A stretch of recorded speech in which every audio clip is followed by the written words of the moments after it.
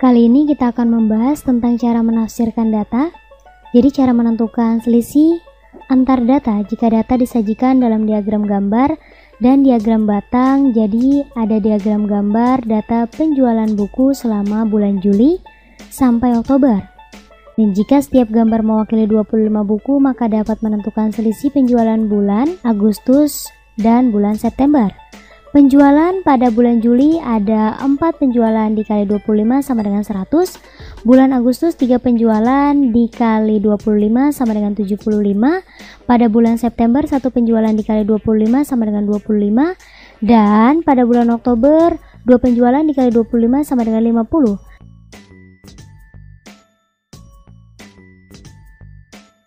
Kemudian selisih penjualan bulan Agustus dan September adalah 75 dikurang 25 sama dengan 50.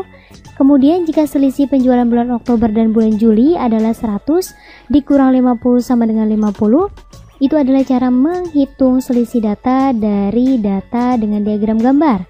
Kemudian cara menentukan selisih data yang menggunakan diagram batang adalah, jadi terdapat diagram batang data hasil panen di sebuah desa dengan hasil panen jagung, cabai, singkong, dan bawang merah.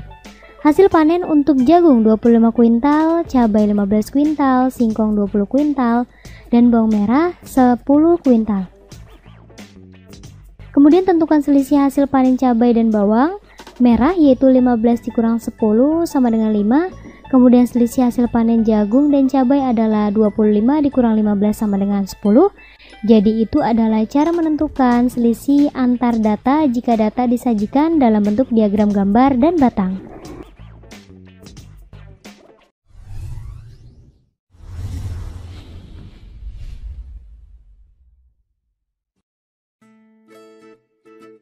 Kali ini kita akan membahas tentang cara menafsirkan data. Jadi cara menentukan jumlah data pada data yang disajikan dalam bentuk diagram gambar dan batang. Kemudian perhatikan diagram gambar penjualan kue dalam 1 minggu. Jadi ada mulai dari hari Senin sampai Minggu dan 1 gambar kue mewakili 20 kue. Jadi pada hari Senin ada 6 gambar kue, Selasa ada 6 gambar kue, Rabu ada 5 gambar kue, Kamis ada 7 gambar kue, Jumat ada 6 gambar kue, Sabtu ada 5 gambar kue, dan Minggu ada 7 gambar kue. Maka jumlah kue yang terjual dalam 1 minggu ada 42. Kemudian 42 gambar kue dikali 20 sama dengan 840 buah. Jadi jumlah kue yang terjual pada 1 minggu tersebut adalah 840 buah. Jika ditanya berapa jumlah kue yang dijual pada hari Rabu dan Kamis, maka 5 ditambah 7 sama dengan 12, kemudian 12 dikali 20 sama dengan 240 buah. Maka penjualan hari Rabu dan Kamis adalah 240 buah. Jadi ini adalah cara menentukan jumlah data pada diagram gambar. Kemudian menentukan jumlah data pada diagram batang. Jadi ada diagram batang jenis bacaan yang dipinjam di perpustakaan selama 5 hari. Ada novel, majalah, komik, dan cerita rakyat. Kemudian jumlah pembaca dalam 5 hari tersebut adalah novel 110 ditambah majalah 90 ditambah komik 100 dan ditambah cerita rakyat 70.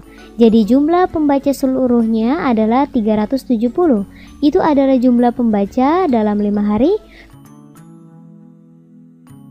Kemudian jika ditanya berapa jumlah pembaca novel dan cerita rakyat adalah 110 ditambah 70 sama dengan 180. Kemudian jika ditanya berapa jumlah pembaca majalah dan komik adalah 90 ditambah 100 sama dengan 190. Jadi ini adalah cara menentukan jumlah data pada diagram batang.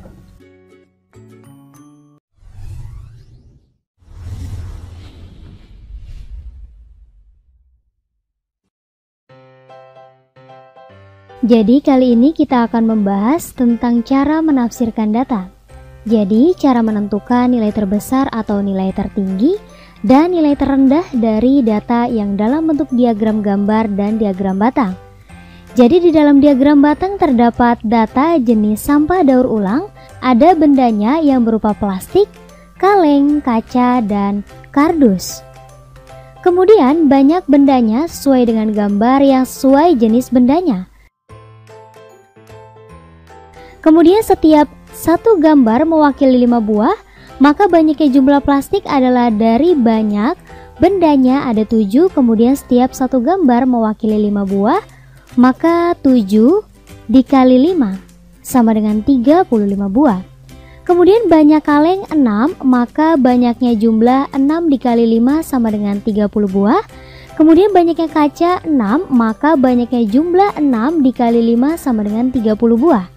Dan kemudian banyaknya kardus 5, maka banyaknya jumlah 5 dikali 5 sama dengan 25.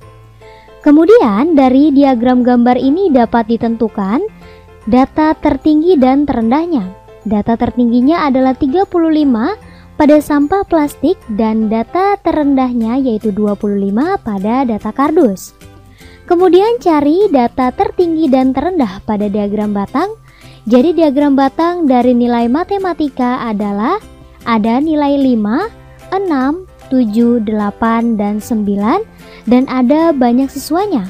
Kemudian nilai 5 didapatkan oleh 3 orang, nilai 6 didapatkan oleh 7 orang, nilai 7 didapatkan oleh 9 orang, dan nilai 9 didapatkan oleh 4 orang.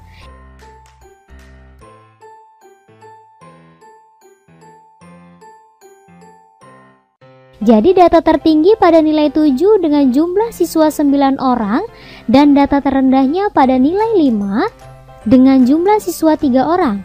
Jadi itu adalah cara bagaimana menentukan data tertinggi dan terendah dari data yang disajikan dalam diagram gambar dan batang.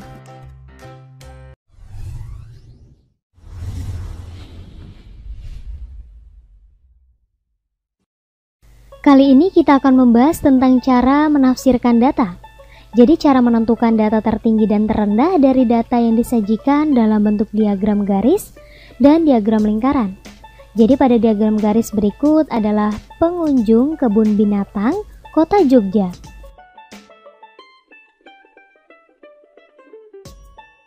Selama 6 bulan berturut-turut, pada bulan Januari ada 2.000 pengunjung. Bulan Februari ada 2.500 pengunjung. Bulan Maret ada 1.100 pengunjung. Bulan April 857 pengunjung. Bulan Mei 600 pengunjung.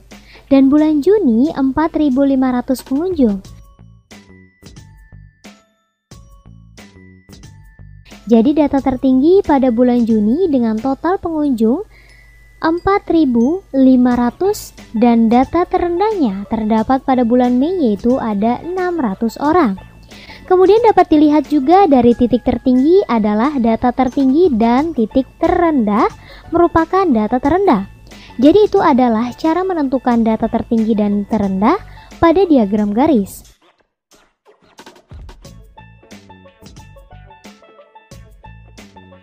Kemudian cara menentukan data tertinggi dan terendah pada diagram lingkaran dari pekerjaan orang tua 40 siswa kelas 5. Di lingkaran tersebut ada petani dengan 40%, TNI dengan 15%, buruh 20%, dan pengusaha 25%.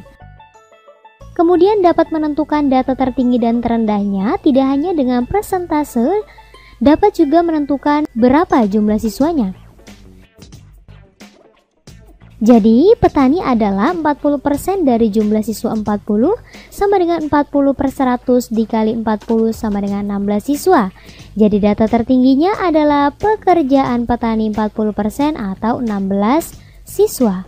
Kemudian paling sedikit adalah pekerjaan TNI dengan 15% dari 40 siswa, maka sama dengan 15 per 100 dikali 40 sama dengan 6. Jadi ini adalah data terendah TNI dengan 15% sama dengan 6 siswa. Jadi itu adalah cara menentukan data terendah dan tertinggi dari diagram garis dan diagram lingkaran.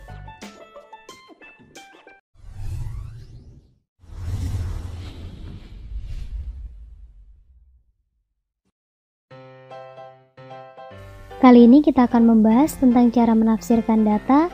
Jadi cara menentukan jumlah data yang datanya ditampilkan dalam bentuk diagram garis dan diagram lingkaran. Jadi pada diagram garis, data ekspor jagung desa Mekar selama 5 tahun.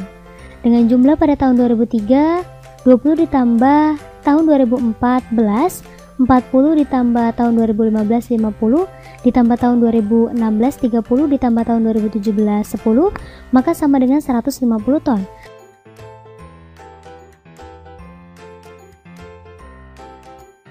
Kemudian jika ditanya jumlah ekspor jagung 2013 dan 2016 adalah 20 ditambah 30 sama dengan 50. Jadi itu adalah cara menghitung jumlah data dalam bentuk diagram garis. Kemudian cara menentukan jumlah data dalam bentuk diagram lingkaran. Jadi terdapat diagram lingkaran data jenis olahraga yang disukai siswa kelas 5. Tenis 15%, catur 10%, sepak bola 40%, dan bola basket 35%. Jika jumlah siswa 40 orang, maka ada berapa orangkah yang menyukai catur dan bola basket? Jadi 10% ditambah 35% sama dengan 45%. Jadi jumlahnya adalah 45%. Jika ditanya jumlah orangnya, maka dikali dengan 40 orang, yaitu 45% dikali 40 sama dengan 45 per 100 dikali 40 sama dengan 18. Jadi jumlah siswa yang menyukai catur dan basket adalah 18 orang. Jadi itu adalah cara menentukan jumlah daya yang disajikan dalam bentuk diagram garis dan lingkaran.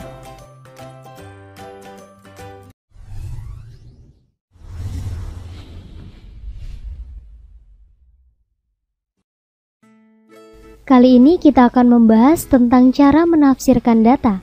Jadi cara untuk menentukan selisih antar data jika datanya disajikan dalam bentuk diagram garis dan lingkaran. Kemudian perhatikan dalam diagram garis data ekspor jagung desa Mekar dalam 4 tahun. Kemudian selisih ekspor terbesar dan terkecilnya adalah dapat dilihat data terbesarnya yaitu pada tahun 2015 dengan jumlah panen 50 ton dan data terendah pada tahun 2013 dengan jumlah panen 10 ton. Maka jika ditanya berapa selisih ekspor terbesar dan terkecil yaitu 50 dikurang 10 sama dengan 40. Kemudian tentukan selisih ekspor tahun 2016 dan 2014 yaitu 40 dikurang 30 sama dengan 10 ton. Ini adalah cara menentukan selisih antar data untuk data yang disajikan dalam bentuk diagram garis. Kemudian cara menentukan selisih data dalam diagram lingkaran. Jadi ada data luas kebun yang ditanami singkong dan pisang jika diketahui luas kebun seluruhnya 30 hektar. Dari diagram diketahui jumlah luas yang ditanami jagung 25%, pisang 15%, padi 40% dan singkong belum diketahui, maka cara mencari singkong 100% dikurang 25%, dikurang 15% dikurang 40% sama dengan 20%. Jadi luas yang ditanami singkong 20%, jadi selisih luas kebun yang ditanami singkong dan pisang adalah 20% dikurang 15% sama dengan 5%. Jadi 5% dari 30 hektar sama dengan 5 per 100 dikali 30 sama dengan 15 per 10 sama dengan 1,5 hektar. Ini adalah cara menghitung selisih antar data pada data yang disajikan menggunakan diagram lingkaran.